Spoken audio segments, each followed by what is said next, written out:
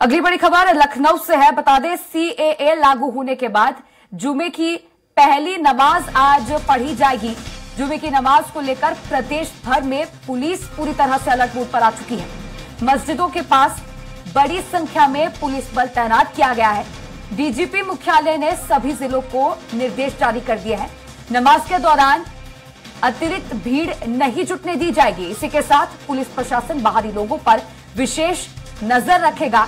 कड़ी निगरानी रखी जाएगी और सीएए को लेकर होने वाले छोटे प्रदर्शन को गंभीरता से सभी अफसर लेंगे।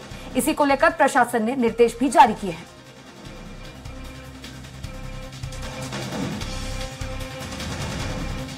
तो इस वक्त की बड़ी खबर बता रहे हैं आपको राजधानी लखनऊ से। सपा की राष्ट्रीय प्रवक्ता सुमैया राणा नजरबंद की गई। सीएए के विरोध प्रदर्शन में शामिल होने की आशंका जताई जा रही थी। आज जुमे की नमाज को लेकर पुलिस पूरी तरह से अलर्ट मोड पर है, साथ ही प्रशासन भी। पिछले आंदोलन में सुमैया राणा की मुख्य भूमिका थी। मरहूम मशहूर शायर मुनव्वर राणा की बेटी है सुमैया राणा।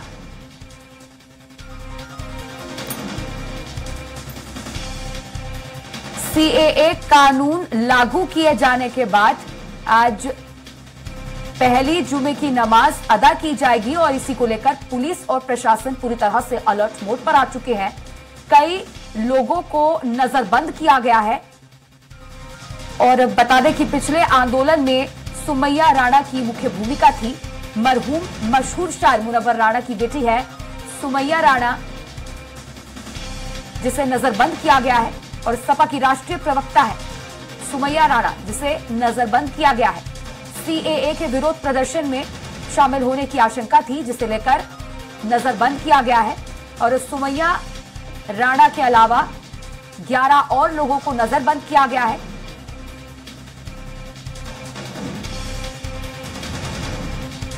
पुलिस और प्रशासन पूरी तरह से एक्टिव मोड में है। भारी पुलिस बल तैनात किया गया है और लगातार चेकिंग अभियान जारी है। पुलिस हर एक इंसान पर कड़ी निगरानी रख रही है।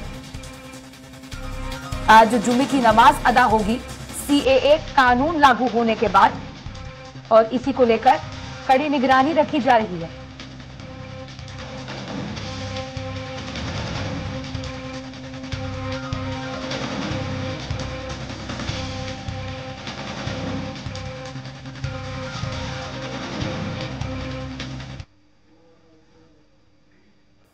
अब इसी पर और ज्यादा जानकारी साझा करने के लिए संवाददाता घनश्याम लाइव जुड़ चुके हैं। घनश्याम, सीएए कानून देश में लागू किए जाने के बाद आज पहली नमाज अदा की जाएगी और इसी को लेकर पुलिस प्रशासन अलर्ट है। कई तरह के इंतजाम किए गए हैं और सबसे महत्वपूर्ण, कई लोगों को नजरबंद भी किया गया है। क्या अपडेट? बिल्कुल टिसा जी, निश्चित तौर पे सीए लागू होने के बाद पहली जुमा की नमाज आज पढ़ी जाएगी और इसी बाबत पूरे प्रदेश में अलर्ट जारी कर दिया गया है। 1896 संदिग्ध, वो संदिग्ध जो 2019-20 में सीए एनआरसी को लेकर के पूरे देश भर में हुए जो प्रदर्शन में जो नामजद थे उत्तर प्रदेश में, उनकी लिस्ट डीजीपी कार्यालय ने जिला पुलिस अधिकारियों को भेजा है। उनको उन पे नजर रखने के लिए कहा गया है। वो उपद्रवी जो लोग नामजद हुए थे उत्तर प्रदेश के मुकदमों में, पूरे उत्तर प्रदेश में पूरे 497 मुकदमे उस वक्त दर्ज किए गए थे। 22 लोगों की मौत हुई थी और 61 पुलिस कर्मियों को गोली लगने से घायल हुए थे। यानी एक बड़ा हादसा और बड़ा अराजकता उत्तर प्रदेश में फैल गई थी सीएए को लेकर के। उन सभी लोगों को चिन्हित किया गया है, उन पे नजर बनाई जा रही है। उनके फेसबुक अकाउंट, ट्विटर अकाउंट या जितने भी सोशल मीडिया, यूट्यूब के अकाउंट है, इनके बयान कहां कहां पर जारी करते हैं, उस जरिए भी, उस बाबत भी उन पे नजर रखी जा रही है। सर्विलांस उनको किया जा रहा है और उस पर नजर रख करके ये देखा जा रहा है किसी तरीके की मुहिम ना शुरू कर दे, किसी तरीके की अपील ना शुरू कर दे। और यही कारण है कि राजधानी लखनऊ में 2-3 ऐसे लोग हैं जिन लोगों ने 2019-20 में काफी ज्यादा हंगामा मचाया था सीए एनआरसी को लेकर के प्रोटेस्ट में।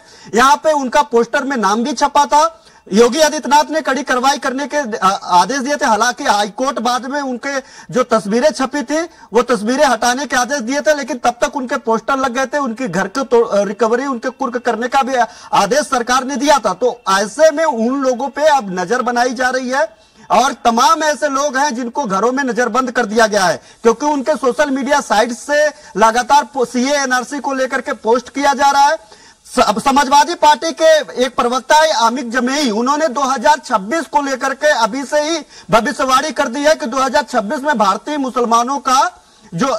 मुसलमानों का नागरिकता समाप्त कर दी जाएगी। ये क्रोनोलॉजी समझिए, जब इस तरीके की पोस्ट की जाएगी और जिम्मेदारों के द्वारा पोस्ट की जाएगी ऐसे वक्त में चुनाव के पहले, तो जाहिर बात है कि अराजकता भी फैल सकती है। इनके बातों में आकर के जो आम जनता है, आम मुसलमान है, वो अराजकता कर सकता है। तो इसी के लिए पहले से ही जो ऐसे लोग हैं उन लोगों पे पुलिस प्रशासन ने पहले ही इनकी लिस्टिंग कर लिया था और इन पे नजर बनाने की बात कही गई थी। लगभग सुपर जोन और नॉर्मल जोन और कई तरीके की जोन के जरिए पूरे प्रदेश को बांट दिया गया है। पश्चिमी उत्तर प्रदेश में खासा अलर्ट जारी किया गया है। वहां पे एक एक जिले में 4-4 जोन में बांटा गया है। मजिस्ट्रेट को तैनात कर दिया गया है। जहां पर मस्जिद है और अति संवेदनशील मस्जिद है, इसके पहले जब भी ऐसे मामलों में, चाहे धार्मिक और त्योहारों पे, चाहे हिंदुओं के त्योहारों पे, मुसलमानों के त्योहारों पे, उन मस्जिदों पे जहां पे कभी भी इस तरीके की अराजकता हुई है, उसे अति संवेदनशील एरिया में घोषित किया गया है। वहां पे मजिस्ट्रेट तैनात किया गया है।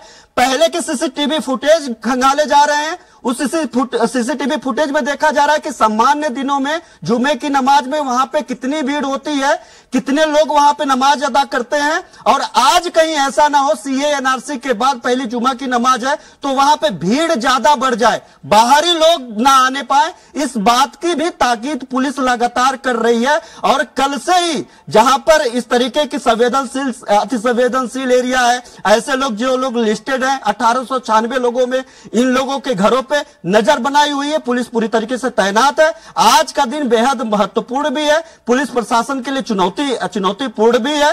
और चूंकि इस समय रमजान का पाक महीना है, रमजान भी चल रहा है, ऐसे में इस रमजान का पहला जुमा भी है, तो ऐसे में यह भी बेहद खास है कि जहां पे सामान्य तौर पे सामान्य लोग जाकर के जुमे की नमाज अदा करते थे, तो आज रमजान के चलते भीड़ भी बढ़ने के पर कड़े इंतजाम, पुख्ता इंतजाम सुरक्षा को लेकर किए गए हैं। लेकिन इसके साथ भी और भी कई तरह की व्यवस्थाएं की गई हैं, जैसे कि कई पुलिस अधिकारियों की छुट्टियां रद्द कर दी गई है और जगह जगह मस्जिदों के बाहर पुलिस अधिकारी पैदल मार्च लगातार निकाल रहे हैं।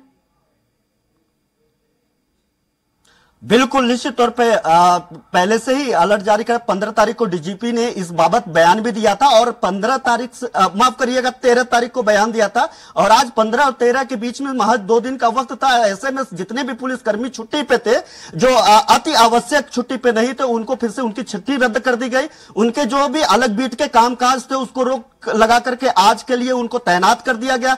दूसरी सबसे महत्वपूर्ण बात है कि आज के नमाज को लेकर के डीजीपी ने इसी 2 दिन के अंदर पीस कमेटी के साथ बैठकें करने के लिए चौकी और थाने स्तर पे भी आदेश दिया था। तो जितने भी मुस्लिम धर्मगुरु हैं, खास तौर पे मुस्लिम कम्युनिटी के जो लोग धर्मगुरु हैं, उनके साथ बातचीत करके, उनके एरिया में बातचीत करके उनसे सलाह मशवरा किया गया है। उनसे अपील किया गया है कि आप जब नमाज अदा कराने के लिए लोगों से अपील करें, जब नमाज अदा करने के लिए आए तो ऐसा कोई भी वक्तव्य ना दे, ऐसी कोई भी बयानबाजी ना करे जिससे वो जो नमाजी हैं, जो धार्मिक काम में आए हुए हैं, वो उग्र हो जाए। जो धर्म का काम कर रहे हैं तो सिर्फ धर्म का ही काम करे, ना कि आकर के यहाँ पे एजेंडा सेट करने लगे। तो इसको लेकर के पीस कमेटी की बैठक भी हुई है और लगातार इसको लेकर के अधिकारियों को दिशा निर्देश दिया गया है। तो टिसा अगर देखा जाए ओवरऑल तो एक बड़ी चुनौती है ही, क्योंकि उत्तर प्रदेश सबसे बड़ा राज्य है देश का। यहाँ पे पश्चिमी उत्तर प्रदेश जहां पे मुस्लिम बाहुल क्षेत्र है और इस तरीके की अराजकता